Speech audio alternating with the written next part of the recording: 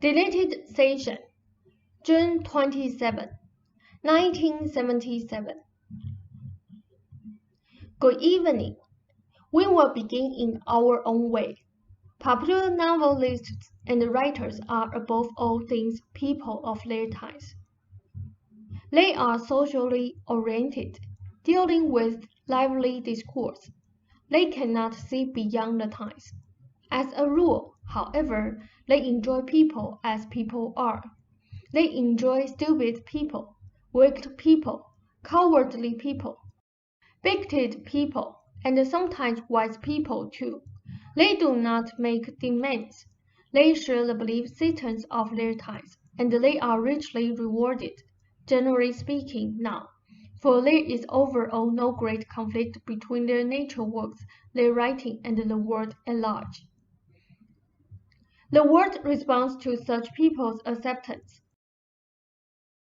Obviously, escapism is involved, but at certain levels of interaction, the beliefs smoothly flow from creation to market. No great challenges are presented, and no real contaminations, and when these do occur, they are of a conventional nature, perhaps already stylish accusations. They are part and parcel of the social world. A great many people belong to that world, even intelligent men and women. Some original thinkers depend upon more or less organized procedures and recognized channels through which communications with others like them are made. These are, for example, the psychological societies, the medical or scientific groups in which people who share common interests and backgrounds have a meeting place. While these people may sometimes be quite original in their particular field and interest, they are still used to dealing with others through various means that are established, workshops, seminars, and so forth.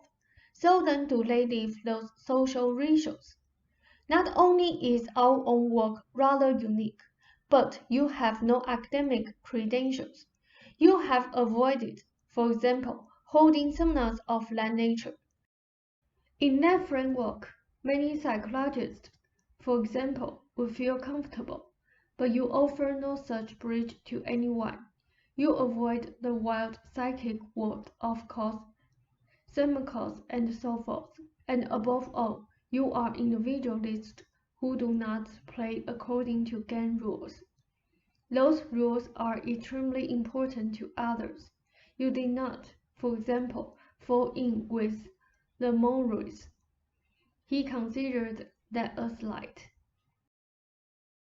Psychics are supposed to stick together, at least informally, before the world. They expect from each other a kind of blanket approval that neither of you give. Our books are being read by many important people in medicine, science, religion, and the arts. They are indeed forming events. They are to that extent affecting your society. You do not, however, through your attitudes play the kind of game that is necessary. For one thing, you do not respect position, and your attitudes are clear, through your notes and Ruber's introductions. You do not play up whatever important contacts you have made. Ruber could easily have given impressions concerning, say, Richard Burton, to Goodhart, Rob noted Bill. They said who would have been initially impressed and would have spread the word. Ruber disdains such maneuvers. You have little patience, jointly, with that kind of word. The Hollywood director, Rob noted, Alan Newman. They said who called, for example. Ruber was warm, curious, and solitary. He did not reinforce the director's sense of his own importance, and the man was used to that. Nor did he speak in the honeyed spiritual tones that the man expected from the psychics he dealt with. You do not fit any of the current patterns, and you make no effort to. nor do you offer any face-saving devices for scientists of high stature. Anyone of the highest stature will come to you if you offer them personal readings. They will not come to you when you say you create your own reality in the same fashion. You are remarkably free, believe it or not, of weird strangers at your doors, under the circumstances. You cannot honestly criticize your society, stand apart from it, and expect it to pat you on the back. That is asking too much of people. The society is supporting you. It is accepting your work, and in your terms, those terms that exist because of your beliefs and your attitudes. The books are being read, though you do not go on tours.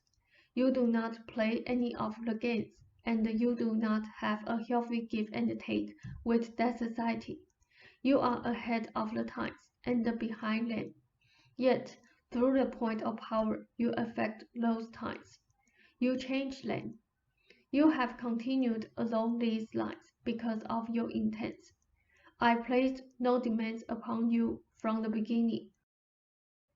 You made certain decisions, and you have stuck more or less with them. You want to affect your society in your time, indirectly. You do not want to put up with the people. Flattery is no social crime. It is a psychological art of its own, taken for granted in all circles. You do not flatter others in personal encounters.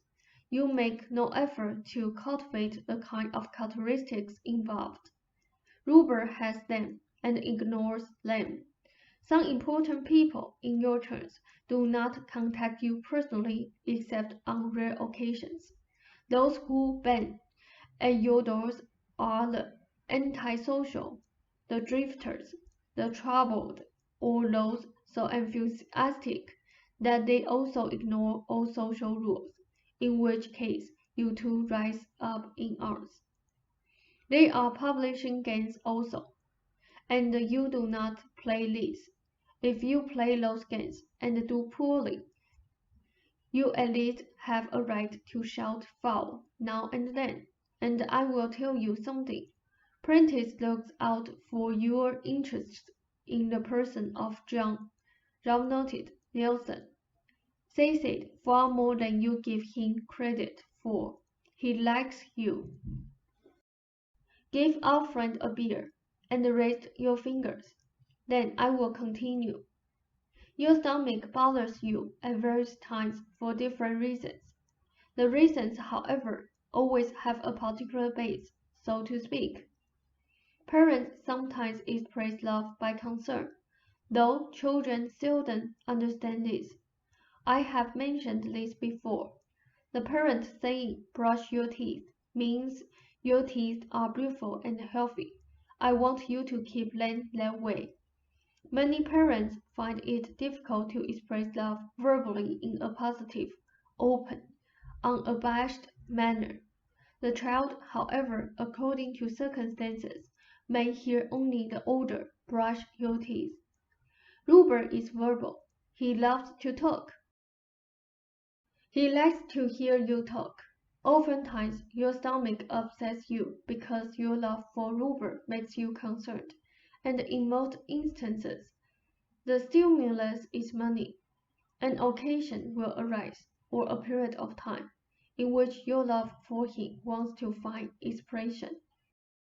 You do this by expressing your concern that his work is not being duly appreciated in monetary terms.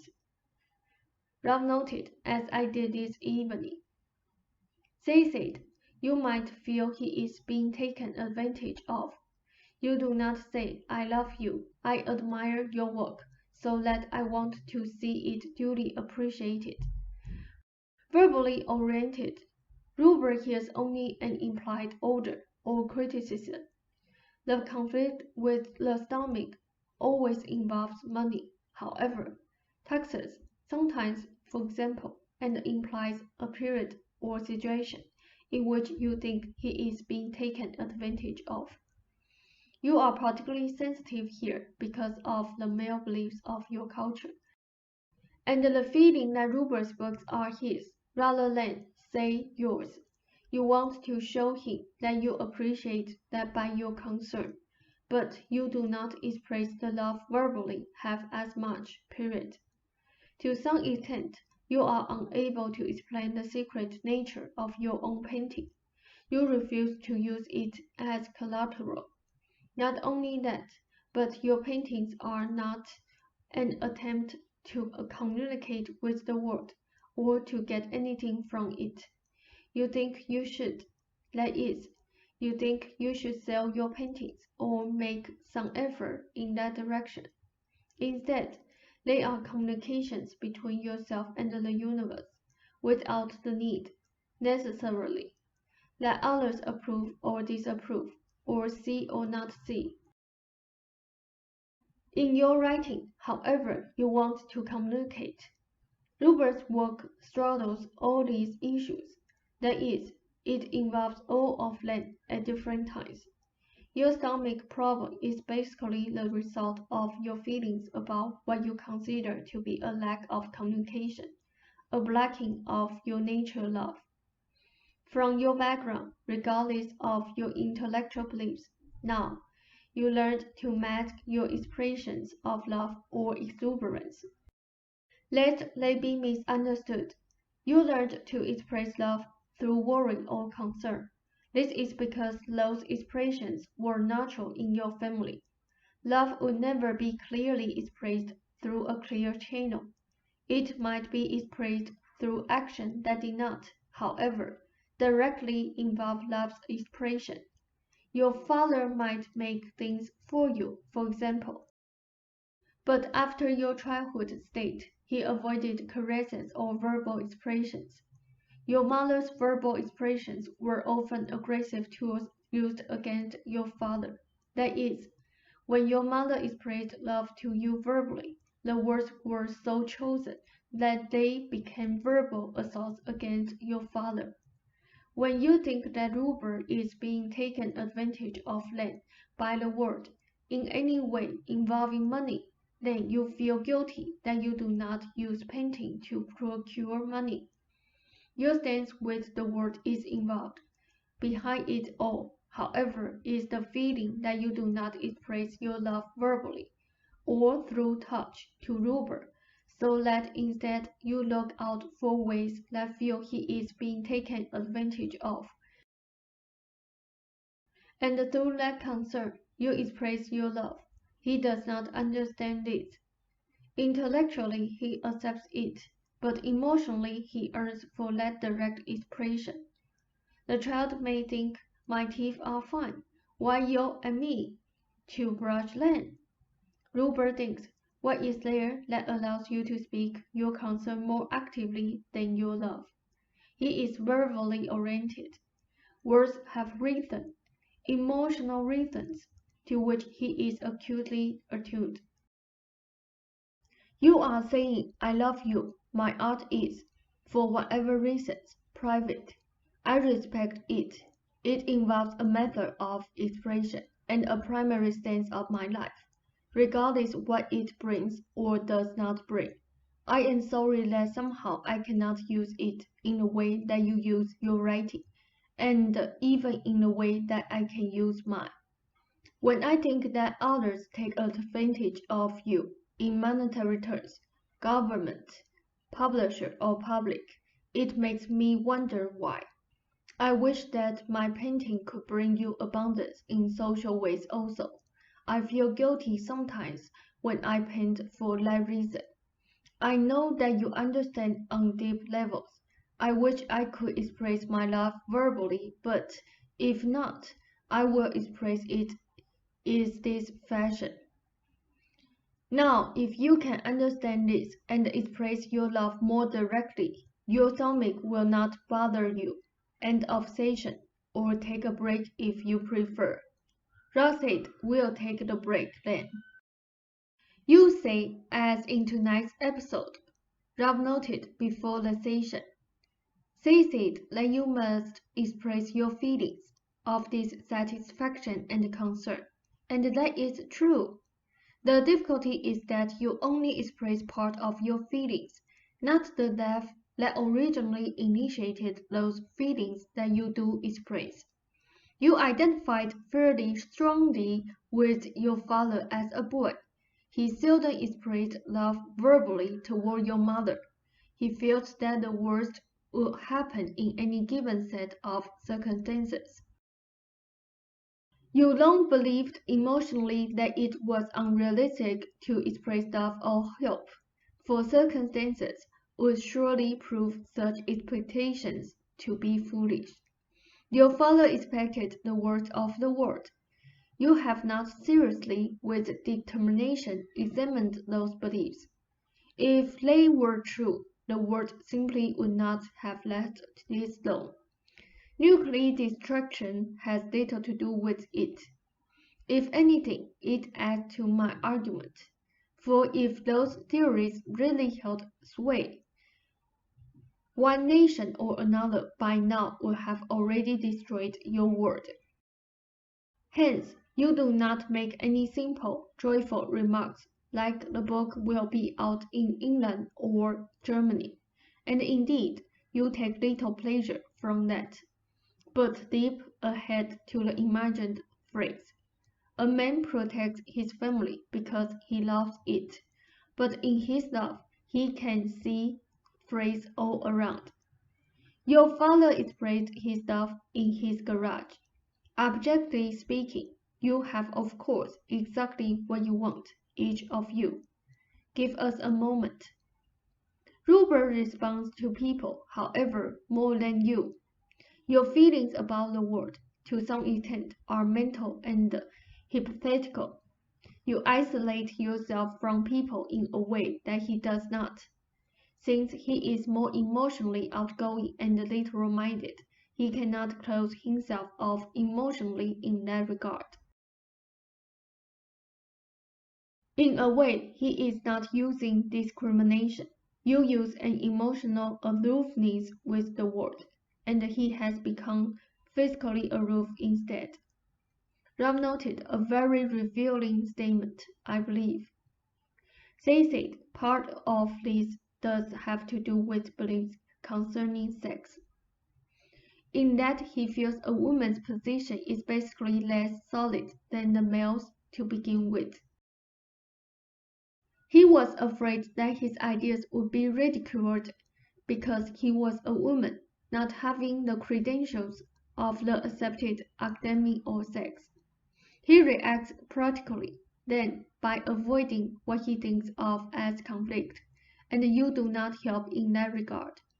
For by temperament, you are not particularly attracted to the world. He feels he is so attracted, temperamentally, and so puts on physical guards. The bridge here involves the nature world, his love of nature, the connections between poetry, strolling the nature world as opposed to the social one. Give us a moment. He, however, needs by nature more contact with other people than you do. He has learned to repress feelings, and he believed heartily that repression was necessary to his work, to maintain your privacy, to provide time, to cut out distractions, and to focus attention and expression. He felt that the female was not temperamentally equipped to naturally handle such problems, and so adopt the symptoms. Because you so often expressed your concerns rather than your love, your fears rather than your hopes, and because of his own nature, the outside world appeared more frightening. He is by nature rather optimistic. From you, he believed he learned that optimism was shallow, unrealistic, and that people were not to be trusted. He never believed in conflict. He is not abject, but he believes heartily in having nothing to do with an arena of activity in which he feels he might meet ridicule or criticism. Your own inclinations and your beliefs did not reinforce his sense of security. The exuberant expression of your love, for your love for him is exuberant, found no expression in the overall of an active, direct, clear route, but was diverted through concern, and through mention of the phrase you felt might surround him.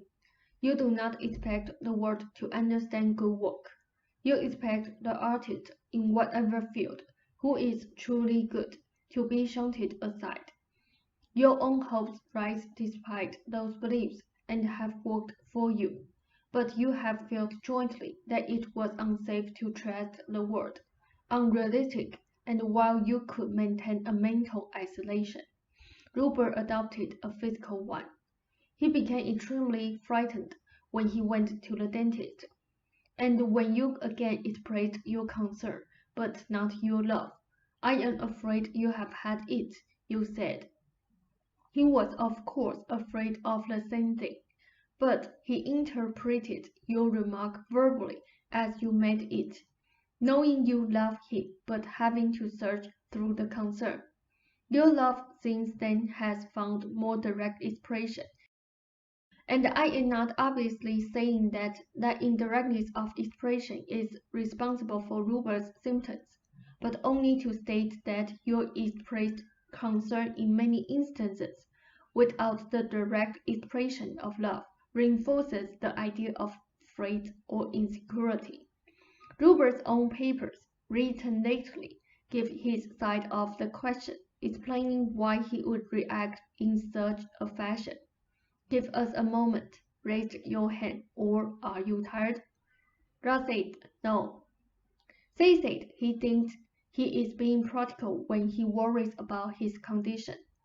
You think jointly. It is only common sense and practical, particularly after all of this time, to remember that any improvements have dead-ended. You think that in terms of his physical condition, the point of power is in the past. Despite all of this, the overall processes of his body have improved. His flesh is more responsive and alive. The circulation is vastly better. His weight for him is almost normal. The fibers are more elastic in his legs, but his confidence is still poor. Nor have you made any attempts to encourage him in that direction. The key here is encouragement. The expression of your love, so phrase, so let both of you together reiterate those beliefs. Give us a moment. For him, quickly now. Again, the eyes are all right. He applied tension to the head and the neck area primarily, causing the difficulty with the teeth and so forth. The body was used like a shield. To some extent, the exterior skin thickened, the muscles became fairly rigid, and the joints therefore constrained. The body has been softening, giving him a feeling of vulnerability. You see, the muscles of the neck have been lengthening, and the head area has been releasing.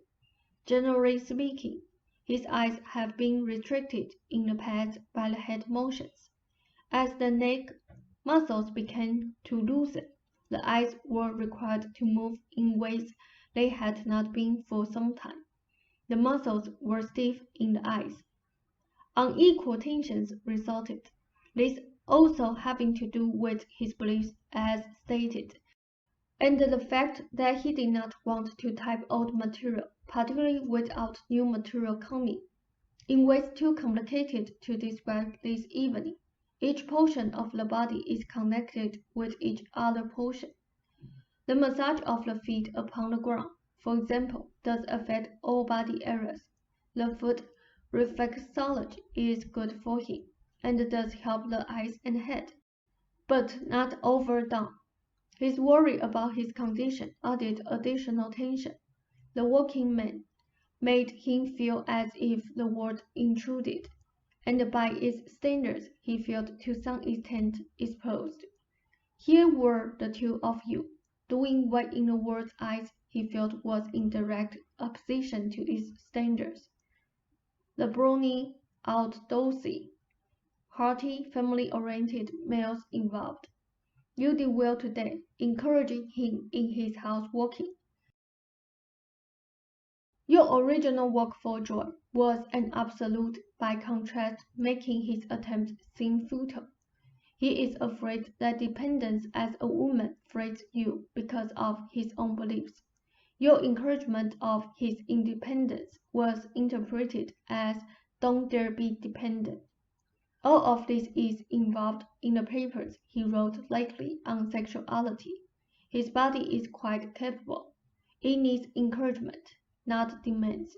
But above all, let him concentrate upon expression rather than repression.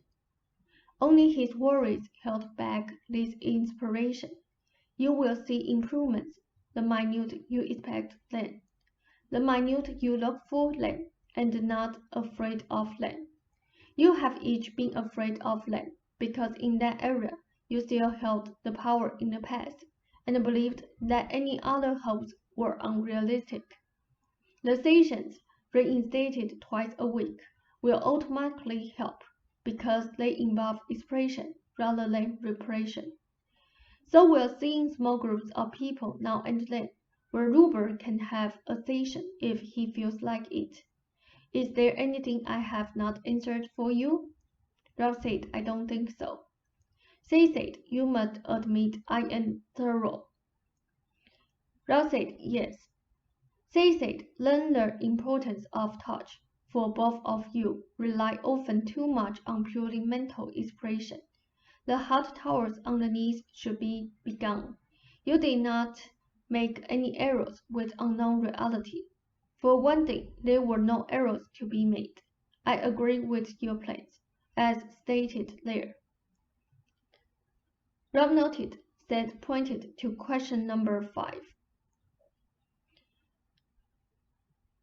Say said, and I bid you a fond good evening. Rob said, thank you, Seth. Say said, put into practice the last session, particularly with Ruber playing with his ideas instead of concentrating upon his work. Amen. Rob said, good night, Seth.